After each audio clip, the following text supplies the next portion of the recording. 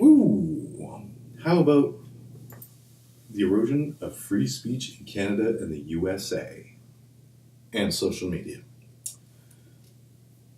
Which is kind of the kind of that college video almost segues into it. Whoa. Oh, so it just died? One moment. All right, there we go. Wing!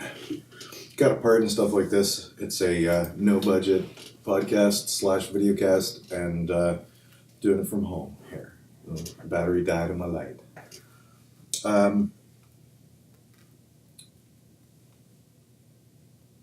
Why were those kids there? What a show. Really? Right? So again, there's a big difference between protesting somebody and attempting to silence somebody. Right? If you watch the video, I mean, I don't even want to post the video just because I don't know what the website is. I don't know who those people are. And I don't want to start promoting some hate people just because they put out one good video. But there's a big difference between protesting people and trying to silence people. And college and universities right now, the big trend is to completely silence people. Whether it is just screaming like a child while they're talking, or whether it's hollering from the distance. I mean, the kids in the video here, they're not even kids. They're basically young adults. They, at a couple points, just start making a loud rattle so that the woman who's trying to speak can't be heard. And the administrators aren't stopping it. This attempt to silence people is really, really weird. You get comedians going to colleges and universities in the States and Canada, and they can't even do an act. They can't get through an hour without people literally trying to silence them. People who disagree with them and believe that the solution is to silence them, which is really messed up. And it's something it's sweeping through the internet. I've experienced it a couple times myself, where I said things that were basically harmless. I mean, I certainly don't mean ill intent. I'm not trying to hurt anybody. But what I'd said was paraphrased by other people, and then and it was an incorrect paraphrase, and then the paraphrase got spread around, and next thing you know, nobody even knows what I said. All they know is the paraphrase. It goes on to gets swept through Twitter, and it goes on to Tumblr and Facebook, and next thing you know, I'm a horrible person, and people are thinking that I need to get fired, I need to get banned. Numerous people try to get me banned. It's really wacky, right? And I said something that was absolutely, at least in my opinion, harmless. A little bit trolly, perhaps. Maybe not necessarily the smartest thing to say, but as far as like a campaign to silence me, there's absolutely zero reason for it. But it's the first solution that people are going to these days. There's an acceptance of the right to free speech as long as you agree. The moment people disagree with you, they just want you to be silent. They want you to shut up. They do not want you speaking anymore. And I'd even noticed that, I've noticed that there's a lack of communication between people in that culture. People in that culture have opposing views, very clearly opposing views, but again, it's not brought up, it's not spoken about, it's not communicated, because levels of communication, even you might even say truth in a lot of different ways, is condemned, it's feared. The Supreme Court of Canada, I don't know, can you pull this up for me? Sure. The Supreme Court of Canada, in a meme, so I haven't validated it, but there's a statement by a Supreme Court judge, because here in Canada, you have to understand, we have hate speech laws. So we literally don't have freedom of speech. Right? Now, I have to agree with hate speech being horrible, and there needs to be ways to prevent the proliferation of hate speech. Much like we watch TV, advertisers don't like you saying the F word, so you don't see the F word at all on television. That makes it kid friendly, right? So there's levels of speech where speech should not be regulated because we need to talk about hard subjects. But then there's other areas of public life where certain things they just do not need to be said. And the way the Supreme Court of Canada framed it was like there are certain truths that can still be considered hate speech. And when you look at that as a principle, that's a hard pill to swallow. I can't actually agree with it just on first sight that there's anything that's true that should be considered unlawful to say. Everything true should be unlawful to say.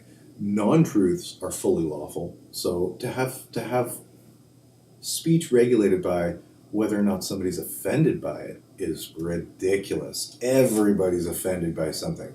We're all offended by something and nobody gives a crap. And that's really the best way. So to have speech limited based on somebody's feelings is just beyond stupid. So you're talking about the bill to class discrimination on the basis of gender identity as hate speech, or? No. I mean, I disagree with that as well. Gender identity as hate speech is ridiculous to me. I mean, there's a lot of things that aren't counted as hate speech, and the gender identity being hate speech is actually creating a protected class of people, which I do not agree with. A lot of racist things aren't technically hate speech. Like really directful, hateful things aren't hate speech. So mispronouncing somebody or something like that, I mean, really, come on. There's certainly areas where misappropriating somebody, I mean, if I was to call a dude Jill, if there was a guy named Jack and I was to call him Jill just to be a jerk because I'm trying to say that he's being a wussy, okay, Jill, that wouldn't be a hate crime. But if your name was Jack at birth and you chose Jill and I called you Jack, I can go to jail for it. It's really stupid. I have a lot of friends who have changed their name and gender, and I have no problem calling them by their name and by their gender. But the fact that if I don't, it's illegal is stupid. Even my own friends, I would never protect my friends that far to say that it would be, I think it should be illegal. No. There's many things that aren't illegal. But I mean, as much as I disagree with that, it's not particularly it. It was a Supreme Court case in Alberta, I believe. Canada Supreme Court hate speech truth. Saskatchewan's Human Rights Code. Here we go. It was a guy who was putting around pamphlets around Saskatchewan. Flyers, that promoted hatred against individuals on the basis of their sexual orientation. Right? So you might even then just say, if you're going to be reasonable about it, because the law is created by, or the law is interpreted. The interpretation, I can't say this right. The interpretation of the law is based on a reasonable person's ideas of it, right? So you can then say that in this case, one of the flyers was keep homosexuality out of Saskatoon's public schools, and the other one was sodomites in our public schools. So the person is an asshole. We can clear that up. No doubt about it. He's an asshole. Nobody should even care what another person's sexual preference is. It makes absolutely no difference. It shouldn't be even on the radar. Doesn't matter. You're not going to change them. Shut up. F off. Have a good day. But to put out flyers like that is an egregious offense. It's offensive to people who aren't gay, let alone people who are gay, right? It's just stupid. It's childish. So what do you do about it? Something has to give, right? There has to be some kind of ramification for doing something so stupid. So we've got now a Supreme Court precedent. Now, I'm okay with it as long as the reasonable person clause is really there, because once that becomes interpreted, what's hate speech? If you go to a college, hate speech is defined completely differently. Colleges don't define hate speech by the understanding of a reasonable person might have of it. Hate speech is defined by what the most sensitive person defines it by. So if there's anybody who at any point is offended, or even just claims to, they don't even have to really be offended, they just claim to be offended, convince themselves they're offended, who knows? Then it's suddenly hate speech, which is, again, I don't know why colleges are even allowed to do that. I mean, if I was living in a state and I found out that my college was doing that and they were actually getting public money, I would be the lobbyist. Pull the money, like pull it. Let's get it out of here, because they're wackadoos. You've got a judicial system that's perfectly good. You've got common law that's been established, and universities are bypassing them, and they're having their own tribunals, and they're making up their own laws and making up their own rules. Why they'd ever be allowed to do that is beyond me. I think it was What's-His-Face Shapiro, actually, that was at a college, and people started getting violent. The protesters were getting, uppity or whatever, and the administration told the police to not intervene. Why they'd be allowed to tell the police that? It must be a private institution. But even still, if I have a fist fight with somebody on my own property, and I say to the police, "Nah, don't intervene," they're gonna be like, "You don't have that option, pal. You don't just tell the police not to do their job." It shouldn't even be an option. And to bypass laws should not even be an option. But no, the ambition to silence what you do not agree with is really becoming popular. And it's a horrible, horrible thing, because then all you're left with is people who agree with each other and validate each other's beliefs. And you have these echo chambers where everybody's like, yeah, yeah, yeah. And we all need support. We all need our yes man friends to tell us that we're right once in a while. But we don't need the wrong kind of support. Sometimes when somebody's wrong and they're supported, you're not doing them any favors by supporting them. If somebody's got an idea and they're part of if part of your freedom is restricting another person's freedom, then you're wrong. And, interestingly enough, this is a phenomenon of the left. Interestingly enough, it's actually the left-leaning people who are like, silence them. It's the left-leaning people who are screaming in people's faces when they're trying to speak, or just making a huge ruckus, air horns, whatever it might be. Yet at the same time, it's the left that's been fighting for freedoms and for equality and for a voice this whole time. So it's the people who should have learned the value of freedom of speech and free expression that sometimes the popular opinion isn't the right opinion. If the popular opinion was the right opinion, then we would not have gay marriage anywhere. We wouldn't have any progress. We wouldn't have social progress. And I don't mean like progressivism, because I think equality is a conservative issue just as much as it's a liberal issue. You should have equality. I mean, this should just be the baseline. Everybody should be equal, baseline, boom. Because of experiencing actual real world discrimination, people do acquire a reactive type of an elastic elasticity to it where they start to swing the other way. I mean, where you're not disliking the oppressor anymore. You're no longer you're not actually being accurate with who you're putting the blame on. You're generalizing in the blame, right?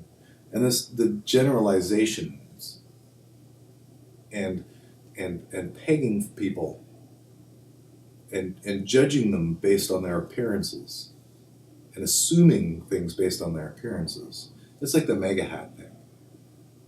Mega hat now means a white hood. Like, that's ridiculous. A white hood means a white hood. And it's a serious thing.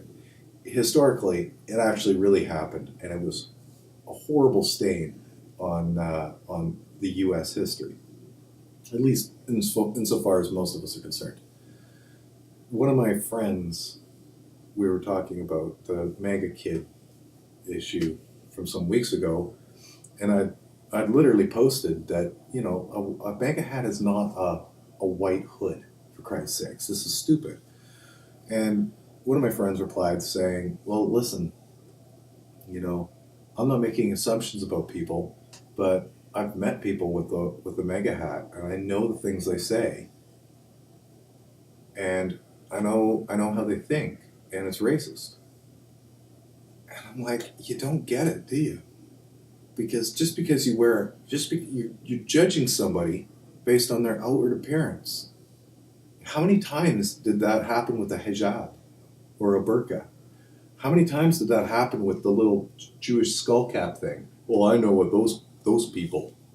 I mean, anytime that you go into those people and you start generalizing and projecting some type of a generalization on somebody simply because of their appearance, this is wrong. That's like really wrong. And the intersectional idea that you cannot be racist to somebody in power, this is patently bullshit. Bigotry and hate does not know a pyramid scheme of power. Bigotry and hate is an attitude. It's a belief. It's a passion, and it can swing all ways. And I have zero tolerance for it. So Zero tolerance. To you, what do you think someone wearing a MAGA hat, what kind of statement do you think they're making? Or do you think they're not just making a statement at all? Or do you just not think about it because it's just a hat? What statement does the MAGA hat mean? They are Trump supporters, I guess. I guess they're Republican. I would guess. I guess they don't. I guess that they don't think about it. Really, I guess they don't put as much thought into it as other people do. It's a hat. Make America Great Again. I mean, when the hat came out, it was certainly honest and it was innocent. Make America Great Again. Who's got a problem with that? Right? Like, what's the big deal of that? What you don't want it to be great? It